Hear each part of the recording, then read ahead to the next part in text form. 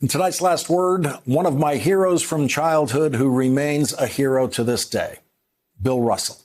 I've never once thought of Bill Russell, the basketball player, without thinking of Bill Russell, the man. Because before I was old enough to watch Bill Russell in a Boston Celtics game, he was the first person to bring basketballs to Africa in 1956 on a trip with the State Department. Bill Russell stood with the Reverend Martin Luther King Jr.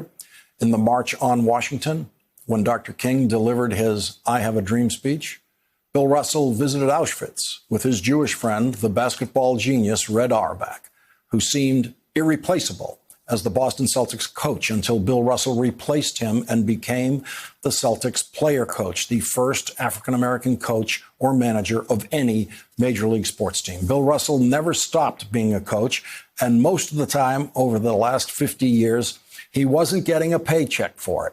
Kobe Bryant said that Bill Russell mentored him about how to work with his teammates and get the best out of everyone on the court. And so it was about time when it was announced over the weekend that Bill Russell, at age 87, is being inducted into the Basketball Hall of Fame as a coach, 46 years after he was inducted into the Hall of Fame as a player. Bill Russell is a living connection between the marches of Martin Luther King and Colin Kaepernick taking a knee in protest. Bill Russell allowed me to tag along in his entourage of family and friends who went with him to the White House in 2011 when President Barack Obama awarded Bill Russell the Presidential Medal of Freedom. When Bill Russell was in junior high, he was cut from his basketball team. He got better after that.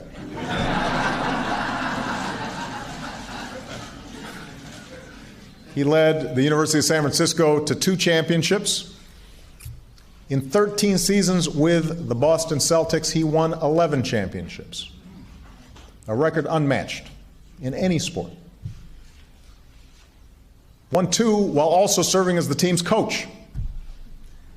And it so happens he also was the first African American ever to hold such a position as a coach in a major league sports team of any sort. More than any athlete of his era, Bill Russell came to define the word winner. And yet, whenever someone looks up at all 6'9" of Bill Russell, I just did, I always feel small next to him, and asks, "Are you a basketball player?" Surprisingly, he gets this more than you think, this question. He says, "No." He says, "That's what I do, that's not what I am. I'm not a basketball player. I am a man who plays basketball."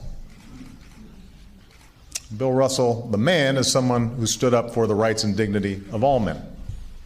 He marched with King. He stood by Ali. When a restaurant refused to serve the black Celtics, he refused to play in the scheduled game. He endured insults and vandalism, but he kept on focusing on making the teammates who he loved better players, and made possible the success of so many who would follow. And I hope that one day in the streets of Boston, children will look up at a statue built not only to Bill Russell the player, but Bill Russell the man. And because the President of the United States said that, 2 years later, a statue of Bill Russell was installed outside Boston's City Hall.